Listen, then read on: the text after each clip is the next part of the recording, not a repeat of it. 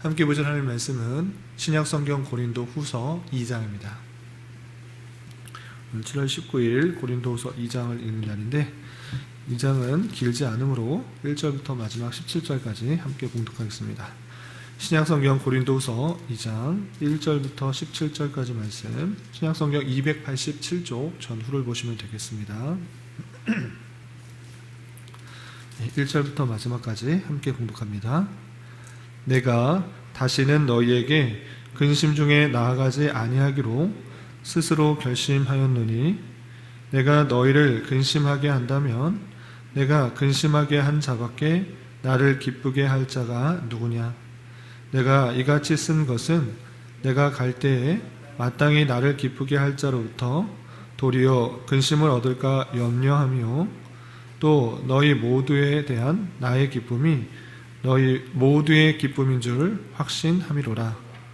내가 마음에 큰 눌림과 걱정이 있어 많은 눈물로 너희에게 썼노니, 이는 너희로 근심하게 하려 한 것이 아니요 오직 내가 너희를 향하여 넘치는 사랑이 있음을 너희로 알게 하려 함이라. 근심하게 한 자가 있었을지라도 나를 근심하게 한 것이 아니요 어느 정도 너희 모두를 근심하게 한 것이니, 어느 정도라 함은 내가 너무 지나치게 말하지 아니하려 함이라.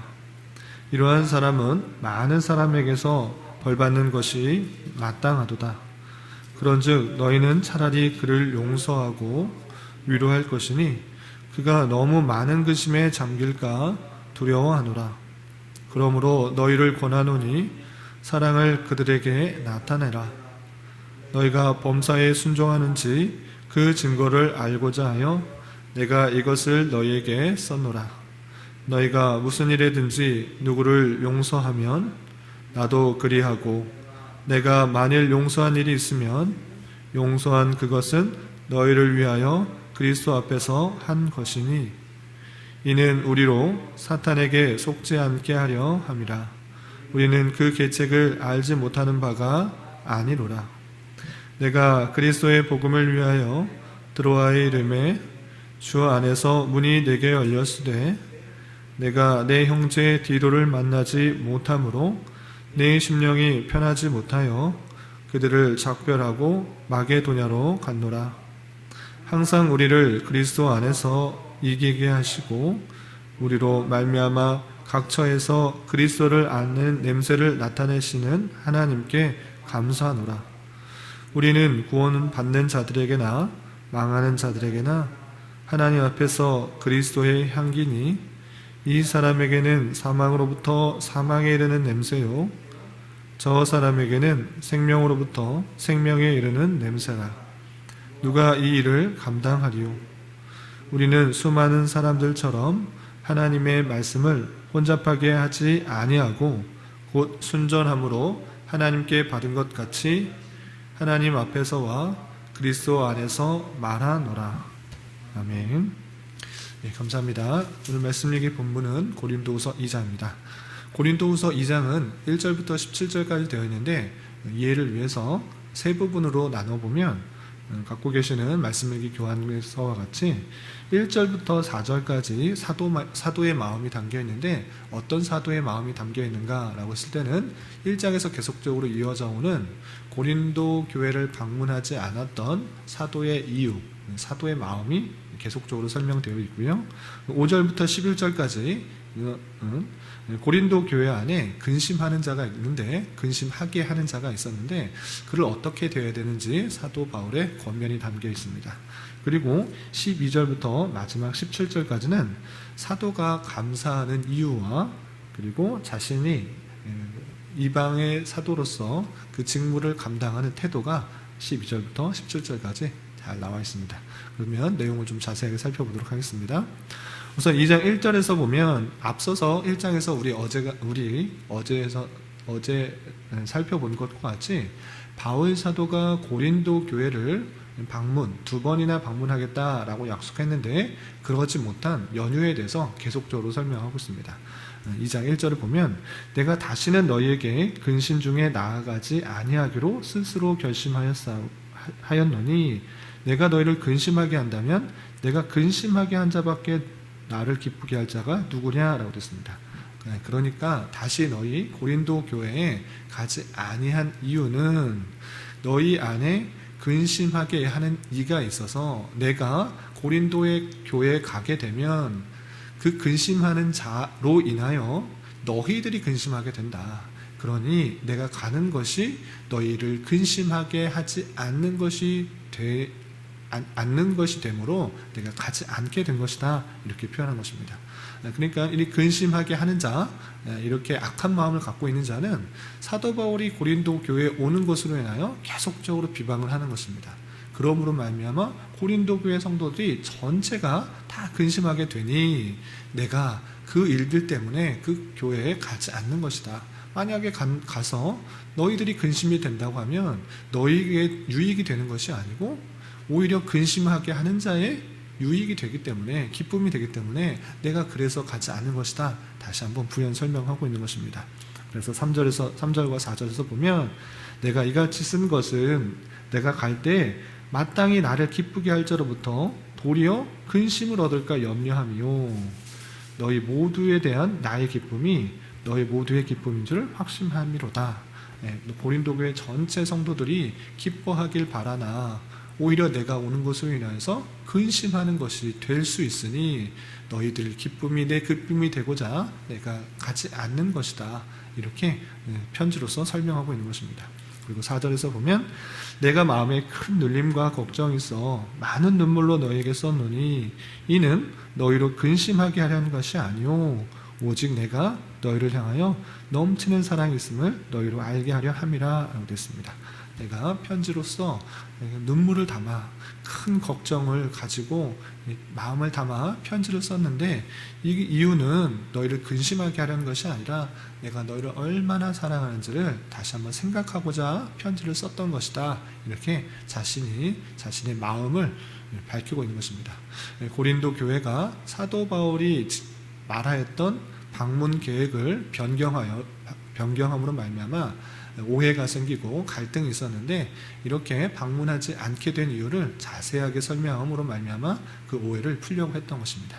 그리고 5절부터 11절까지는 그 안에 고린도 교회 안에 사도 바울에 대해서 험담을 하며 비판을 하며 다양하게 오해를 만들게 하는 그 근심하게 하는 자 그 사람을 어떻게 대해야 되는지 설명하고 있습니다. 어떻게 대하라고 권면하고 있는지 그 내용을 살펴보도록 하겠습니다. 5절 보면 근심하게 한 자가 있었을지라도 나를 근심하게 한 것이 아니요 어느 정도 너희 모두를 근심하게 한 것이니 이라고 했습니다. 그 근심하게 하는 자, 갈등을 일으키는 그 유발자는 바울 사도를 근심하게 한 것 아니다. 나를 근심하게 한 것이 아니고 고린도 교회 성도들, 그 성도들을 계속 근심하게 하고 또 걱정하게 하고 또 바울 사도의 갈등을 유발시키는 것이다 라고 되어 있습니다. 어느 정도 너희를 근심하게 한다 이렇게 표현했더니 그건 조금인가 보다 이렇게 생각하는데 그것 아니다 라고 했습니다. 어느 정도라 함은 내가 너무 지나치게 말하지 아니하려 함이라 되었습니다. 어느 정도 너희를 모두를 근심하게 했다라고 표현했지만 이것은 너무 지나치게 말하지 않으려고 그를 보호하려고 그렇게 표현한 것이지 상당히 많은 근심을 유발하고 있다라고 표현하고 있는 것입니다. 근심하게 하는 자, 많은 성도들에게 큰 근심과 걱정을 끼치는 그런 사람이다 이렇게 표현하고 있습니다. 그럼 그런 사람은 어떻게 해야 마땅하는가? 6절 이런 사람은 많은 사람에게서 벌받는 것이 마땅하다 그랬습니다. 많은 사람들에게 오해를 일으키고 갈등을 일으키고 근심을 일으킨다. 마땅히 벌 받는 것이 마땅한 일이다. 그렇게 표현하고 있습니다. 그런데 그렇게 벌을 줌으로 말미암아 생길 수 있는 아주 조금의 안 좋은 것을 인하여서 그렇게 행하지 말고 차라리 그를 용서해 주라. 사랑으로 덮어주라. 이렇게 권면하는 사도 바울의 마음을 볼 수 있습니다.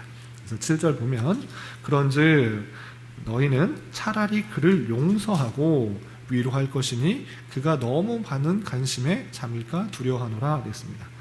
근심을 유발하는 자 마땅히 그를 벌 주는 것이 받게 하는 것이 마땅하지만 오히려 벌 받게 하는 것으로 말미암아 그 근심을 유발하게 한 그 사람이 또 근심에 잠길까 하여 차라리 용서해주고 위로해주고 격려해주라 이렇게 표현하고 있는 것을 볼 수 있습니다. 그것이 사도 바울이 그 자를 용서하고 교회 안에서 회복케 하게 하는 그런 방법이었던 것입니다. 그래서 8절 이하 11절까지 그 사랑으로 다시 회복할 수 있도록 용서해 주라라고 강력하게 권고하고 있습니다. 8절 이하 보면 그러므로 너희를 권하노니 사랑을 그들에게 나타내라. 근심을 유발하게 하는 자 그에게 사랑을 나타내라 라고 하고 있습니다. 그리고 9절 보면 너희가 범사에 순종하는지 그 증거를 알고자 하여 내가 이것을 너희에게 썼노라. 바울 사도가 여러 가지 권면했을 때 그 말씀을 순종하는지 그렇지 않은지 사도 바울이 교훈하는 것은 교훈하는 것이고 내 생각과 내 뜻대로 하겠다 그렇게 하는지 아니면 주신 말씀에 이것이 하나님의 말씀으로 알고 그대로 순종하는지 알아보기 위해서 이 말씀을 쓴다, 이 글을 쓴다 이렇게 하는 것입니다. 그래서 10절 보면 너희가 무슨 일에든지 누구를 용서하면 나도 그리하고 내가 만일 용서한 일이 있으면 용서한 그것은 너희를 위하여 그리스도 앞에서 한 것이니 이는 우리로 사탄에게 속지 않게 하려 함이라. 우리는 그 계책을 알지 못하는 바가 아니로다 라고 하면서 사탄은 남을 미워하며 정죄하는 것을 통해서 틈타 교회 안에 분열을 계속적으로 일으킬 수 있으니 오히려 순종하는 것, 하나님의 말씀을 순종하고 또 그의 사랑을 베풀면서 한 사람이라도 실족하지 않도록 하게 하는 그 마음의 내용들 살펴볼 수 있습니다. 그 모습을 통해서 오히려 그 근심케 하는 자, 또 근심케 하는 자들, 여러 자들이 다시 교회 안에서 올바로 공동체 생활을 할 수 있도록 용서하라고 사랑을 베풀 수 있도록 하는 그 모습을 살펴볼 수 있습니다. 그리고 12절부터 17절까지는 바울 사도가 어떤 것을 감사하고 있는지 또한 성도로서의 정체성이 무엇인지 그리고 바울 사도가 그 맡긴 사명을 감당할 때의 자세가 어떠한지 쭉 설명하고 있습니다. 그 내용을 더 좀 살펴보겠습니다. 12절부터 14절까지 쭉 읽어보면 내가 그리스도의 복음을 위하여 드로아의 이름에 주 안에서 문이 내게 열렸을 때 내가 내 형제 디도를 만나지 못하므로 내 심령이 편하지 못하여 그들을 작별하고 마게도냐로 갔노라. 항상 우리를 그리스도 안에서 이기게 하시고 우리로 말미암아 각처에서 그리스도를 아는 냄새를 나타내게 하시는 하나님께 감사하노라 그랬습니다. 하나님의 인도하심에 따라 에베소에서 사역을 하다가 그 에베소에서의 사역을 뒤로 하고 소요가 일어나서 또 그곳을 피하여서 드로아 지역을 갔던 것입니다. 드로아 지역에서도 하나님께서 복음을 전할 수 있도록 많은 것들을 열리고 또 그곳에서 디도를 만나려고 했는데 디도를 만나지 못했다. 그래서 마게도냐로 갔다. 그런데 각 곳에서 사람들이 자신들을 봤을 때 바울과 그 사도들을 보았을 때 어떻게 생각하느냐? 그리스도의 냄새가 난다 이렇게 표현하고 있는 것입니다. 아니 저 사람들은 다른 사람들과 다르다. 그리스도의 냄새가 난다. 그리스도의 모습이 드러난다 이렇게 표현하는 것입니다. 그런데 사도 바울은 그것을 부끄럽게 생각하지 않고 어떻게 생각하는가? 그리스도를 아는 냄새를 나타내게 하시는 하나님께 감사한다 이렇게 표현하고 있습니다. 이곳저곳 다니면서 복음을 전파하는 것을 통해서 하나님께서 나를 통해서 그리스도의 냄새가 나게 하는구나. 그것을 감사하게 생각하고 있는 것입니다. 내 모습을 보고 저 사람들은 다른 사람과 다르다. 그리스도의 모습과 비슷하구나. 이렇게 생각하면서 바라볼 때 오히려 그것을 기쁨과 감사로 여기는 사도 바울의 마음을 볼 수 있습니다. 그러면서 이렇게 하는 것이 마땅하다라고 하면서 모든 성도들이 고린도 교회 성도들 뿐만 아니라 우리가 그러한 그리스도의 냄새를 내는 자로서 있는 것이 마땅하다라고 권면하고 있는 것입니다. 그래서 15절 16절에 보면 우리는 구원받는 자들에게나 망하는 자들에게나 하나님 앞에서 그리스도의 향기다 라고 표현하고 있습니다.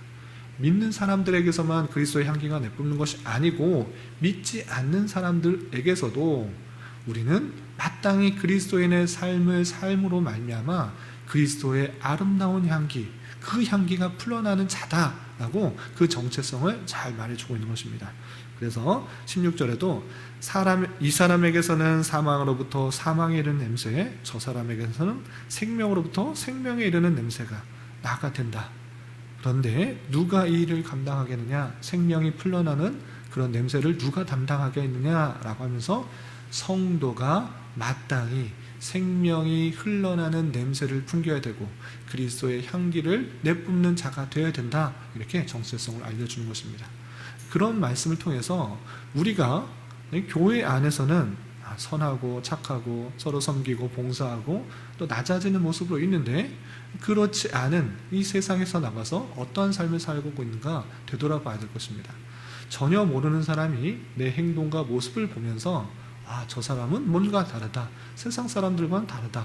세상 사람들은 자기 유익을 위해서, 자기 만족을 위해서 추구하고 나가는데 저 사람은 다르다. 이렇게 평가하고 있는지, 아니면 오히려 세상 사람보다 더 악하고 더 물질을 추구하며 더 자기의 유익만을 구하고 있는 아주 이기적인 모습으로 비춰지고 있는지 되돌아봐야 될 것입니다. 우리나라 전반에 끼쳐지고 있는 교회의 모습이 오늘날 정말 그리스도의 향기를 뿜어내고 있는 교회의 모습인지 되돌아봐야 될 것입니다. 많은 사람들로부터 교회가 더한다, 믿는 사람들이 더한다, 장로나 목사나 어떤 사람들이나 믿는 사람이 더 욕심을 가지고 부패하고 타락하고 세상 사람보다 더 비도덕적이다, 이렇게 비판을 받고 있는 모습은 아닌지 되돌아봐야 될 것입니다. 개교의 부흥만을 생각하고 개교의 유익만을 생각하며 다른 사람들에게 전혀 유익이 되지 못하고 있는 성도들의 모습은 아닌가 삼가 주의하여 살펴봐야 될 것입니다. 우리는 이 땅에서 영원히 사는 삶이 아니고 영원한 천국에서의 삶을 준비하고 훈련하는 삶으로서 이 땅의 삶을 살아가야 될 것입니다. 그렇기 때문에 더 가지지 못하고 더 많은 유익을 갖지 못하더라도 더 섬기고 하나님을 기쁘시게 하고 많은 사람들에게 유익이 되는 삶을 살아야 할진데 오히려 하나님을 믿는 것으로 인하여서 더 많이 가지고 더 많이 누리고 더 많은 유익을 취하려고 하는 그런 이기적인 모습 가운데 부패한 모습이 드러나고 있는 그런 모습은 아닌지 삼가 되돌아봐야 될 것입니다. 바울 사도는 그리스도를 아는 냄새를 풍김으로 감사한다고 했습니다. 이 냄새가 악취가 아니라 참으로 아름다운 향기가 되어서 믿는 사람들의 모습을 보면 참으로 아름답고 따라야 되겠고, 이 세상에 성도들이 없다고 하면, 믿는 사람들이 없다고 하면 안 되겠구나라는 생각을 하도록 만들어야지 저 사람들 때문에 오히려 더 이 세상이 악해진다, 저 사람들은 없었으면 좋겠다라고 비판을 들어서는 안 될 것입니다. 삼가 우리의 모습을 되돌아보면서 그리스도의 향기가 내뿜어지고 있는지 아니면 악취가 나고 있는지 되돌아봐야 될 것입니다. 하나님 앞에서 올바르게 살아간다고 하면, 거룩하고 정결로 살아간다고 하면, 하나님의 말씀을 순종한다고 하면 오히려 그 사람들이 우리를 보면서 탄식하며 하나님께 영광을 돌리는 모습으로 드러나게 될 것입니다. 이런 모습이 될 수 있도록 우리의 삶을 단속하며 잘 살아가야 될 것입니다. 그리고 마지막에 17절에 자신의 사역의 중심, 그 자세에 대해 이렇게 표현하고 있습니다. 17절 보면 우리는 수많은 사람들처럼 하나님의 말씀을 혼잡하게 하지 아니하고 곧 순정함으로 하나님께 받은 것 같이 하나님 앞에서와 그리스도 안에서 말하노라 라고 하면서 사도 바울이 하나님의 말씀을 혼잡하고 어지럽히려고 하는 것이 아니라 순전함으로 하나님께 받은 것을 그리스도 안에서 잘 전하기 위해서 노력하고 있다라고 자신의 사역의 태도, 자세에 대해서 이렇게 밝히면서 이 장이 마쳐지고 있습니다. 이런 말씀을 대하면서 우리가 어떤 정체성을 갖고 있는지 다시 한번 잘 생각해 보면서 우리는 이 땅에 속한 자가 아니요 하늘에 속한 자입니다. 천국 시민권을 받은 자요 하나님의 백성이라는 것들을 기억하면서 세상의 유익을 쫓아 살아가는 것이 아니라 썩어지지 않을 것, 영원에 속한 것을 소유한 자로서 더욱더 하나님의 자녀답게 그리스도의 장성한 분량이 충만한 데까지 이르기까지 우리의 삶을 잘 단속하며 천국에 속한 자의 삶을 살아가야 될 것입니다. 그런 삶의 모습을 통하여서 세상 사람들이 볼 때 믿는 사람들이 없으면 안 되겠다. 저 사람들이 세상에 꼭 필요한 자들이다 라고 생각하면서 그리스도의 향기가 저절로 내뿜어지는 삶을 살아야 될 것입니다. 이런 삶을 살아갈 수 있는 저와 여러분, 우리 모두가 될 수 있기를 진심으로 기원합니다. 기도하겠습니다. 하나님 아버지 감사합니다. 오늘 말씀을 통하여 사도가 고린도 성도의 유익을 생각하면서 고린도 교회 방문 계획을 바꾸게 되었으며, 또한 어디 있든지 간에 그리스도를 아는 냄새를 나타내게 되므로 더욱 감사하는 편지 내용을 살펴보았습니다. 이런 말씀을 대하는 자로서 단순히 눈에 보이는 일들로 상대방을 판단하거나 정죄하는 데 바쁘지 않게 하여 주시고, 더욱 사랑의 마음으로 대할 수 있는 넉넉함을 허락하여 주시옵소서. 또한 우리의 삶의 모습을 통해서 그리스도의 향기를 내뿜음을 통하여 하나님께 영광이 돌려지는 은혜가 있게 하여 주시옵소서. 주님, 나라와 민족을 위해 기도합니다. 코로나의 재확산으로 인하여 모두가 어렵고 힘든 시기를 보내고 있습니다. 하루속히 안정화가 되게 하여 주시고 일상의 모습으로 되돌아올 수 있도록 긍휼을 베풀어 주시옵소서. 특별히 이 나라의 유정자들을 주님 붙들어 주시사 바른 판단과 정치를 통해 이 나라가 자유와 민주와 평화 속에서 통치되게 하여 주시고 모든 백성이 고요하고 평안한 삶을 살아가는데 부족함이 없는 나라 되게 하여 주시옵소서. 주님, 치러든 장학의 달로 보내고 있습니다. 배우고 익히는 일들을 모두 함께 장려하고 힘을 내어 어린아이와 같은 신앙에 머무르지 않게 하여 주시고 그리스도의 장성한 분량이 충만한 데까지 자라날 수 있는 은혜 허락하여 주시옵소서. 주님, 교회 내 육체 연약함으로 직장과 사업장의 문제로 믿지 않는 가족의 전도를 위하여 간절히 부르짖으며 간구하는 여러 지체들이 있습니다. 주님께서 그 기도에 신실하게 응답하여 주시고 역사하여 주셔서 하나님의 선하심과 인자심을 깊이 경험하는 기회 되게 하여 주시옵소서. 이 시간 한 주간의 삶을 올려드리며 각자 간절히 기도하는 기도 제목 주님께서 들으시고 가장 선한 것들로 응답하여 주시옵소서. 예수님의 이름으로 기도 올리옵나이다. 아멘.